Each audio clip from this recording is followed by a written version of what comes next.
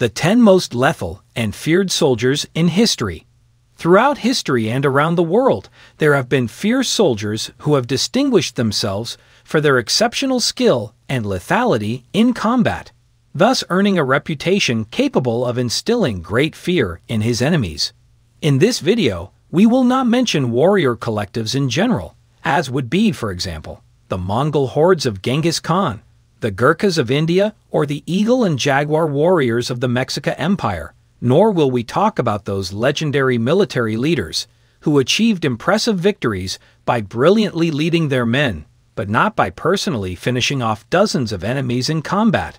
Rather, we will focus on specific individuals who, thanks purely to their incredible aptitude for warfare, went down in history as some of the most feared soldiers on the battlefield.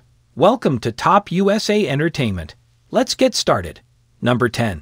Hannibal Milhais, the most decorated Portuguese soldier of World War I, and one of the few to receive the prestigious Order of the Tower and Sword for valor, loyalty, and merit.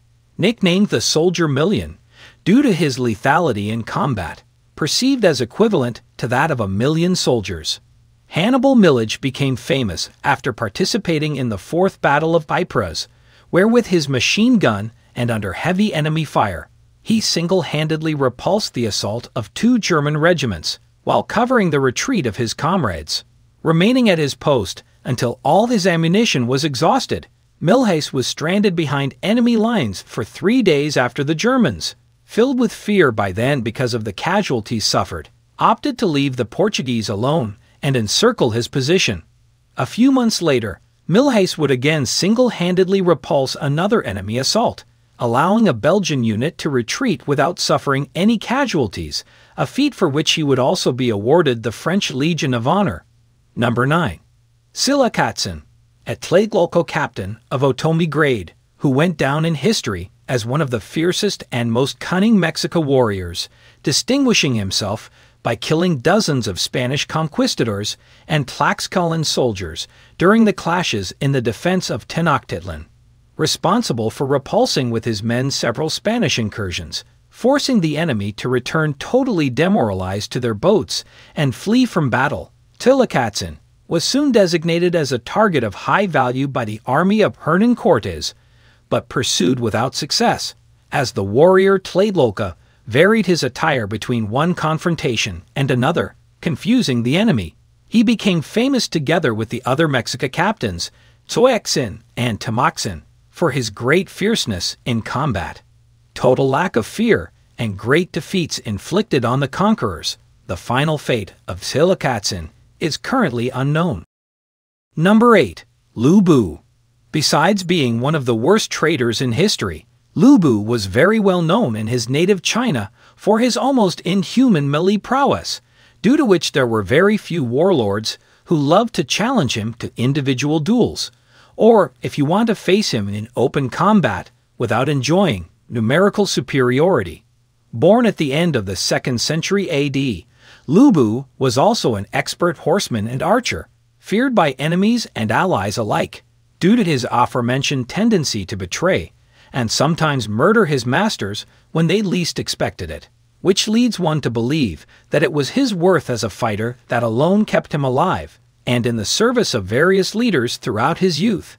Of great physical size as well, and with an undefeated record in single duels, Lu Bu eventually died executed by the warlord Cao Cao, who did not trust the warrior's offer to fight under his command.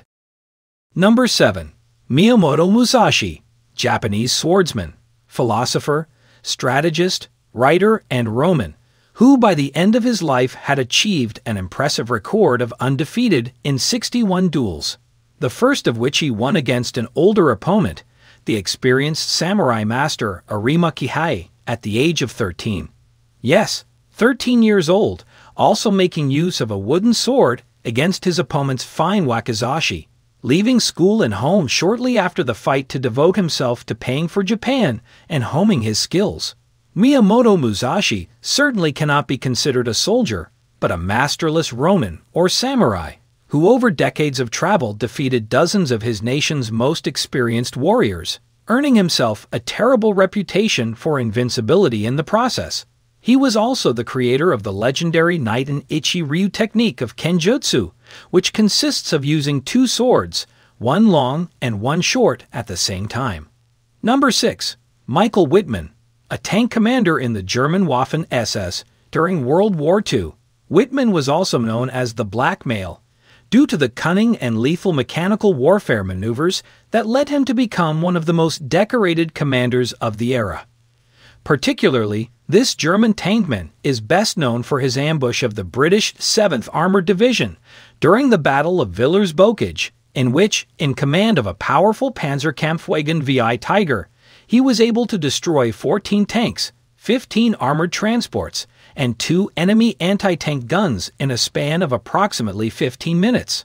However, by the time this happened, Michael Wittmann was already well known in Germany and the belligerent nations of the Western Front, due to his great prowess in command of battle tanks, vehicles in which he achieved a record of total destruction of 138 tanks and 132 enemy anti-tank guns. Number 5. Lucius Sicius Dentatus, military and politician of the 5th century BC, considered by his incredible military achievements as the Roman Achilles, who, despite his plebeian origin, began his military career at the age of 17, and during more than 4 decades of service, participated in 120 battles.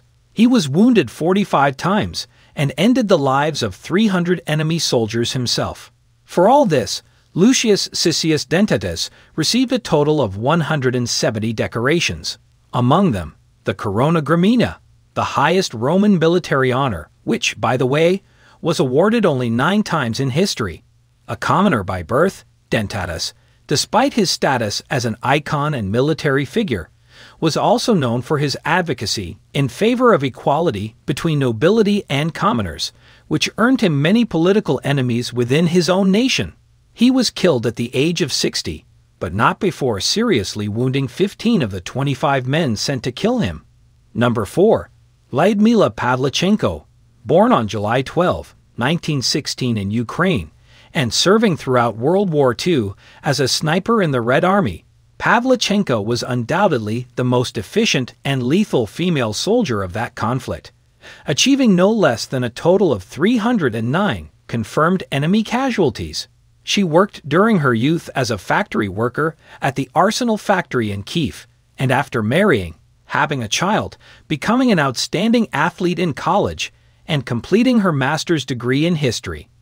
Her keen interest in weapons would also lead her to join a local shooting club and later a Red Army sniper course. Entered military service in 1941, immediately after the start of Operation Barbarossa. Shortly thereafter, he had a total of 187 confirmed casualties. During the Battle of Odessa, in a period of 3 months, Lyudmila Pavlichenko would be withdrawn from the front line after being seriously wounded by a mortar attack in 1942, to continue her career as a historian after the war, but not before being named Heroine of the Soviet Union and decorated twice with the Order of Lenin. Number 3. Erich Hartmann, best known as the most successful pilot in the history of air warfare. Hartmann flew 1,404 missions and participated in a total of 825 dogfights in the air during World War II, mainly on the eastern front of that conflict against Soviet Union pilots, shooting down no less than 352 of them, in addition to 7 U.S. aircraft. By comparison, the best Japanese pilot of the war accumulated 80 shootdowns, the best Soviet 66, the best American 40, the best British 38, the best French 33, the best Italian 22, and the best Mexican 6. This means that, even if we put together all the shoot-downs of these pilots, we would not reach Hackmann's figure.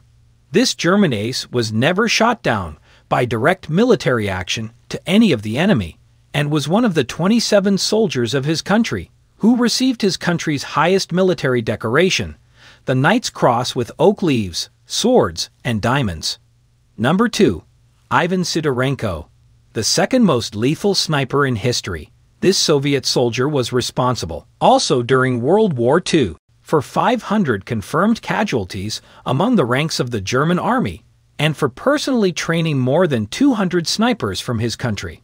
Born to peasant parents in Smolensk and a student at the Penza Art College, Ivan Sidorenko left school in 1939 to enlist in the Red Army, where he self-taught himself to be a sniper during the Battle of Moscow in 1941, after which Germany would deploy its own sharpshooters in the area to counter this new threat, achieving even the destruction of a tank with the use of incendiary ammunition in a later battle. Sidorenko was named a hero of the Soviet Union in 1944, after which he was banned from fighting again due to his status as a military icon and valuable sniper trainer. Number 1. Simo Häyhä, the most lethal sniper and soldier in history. Simo Häyhä was originally from Finland, and during the so-called Winter War between his country and the Soviet Union, he was responsible for wiping out at least 505 enemy soldiers single-handedly.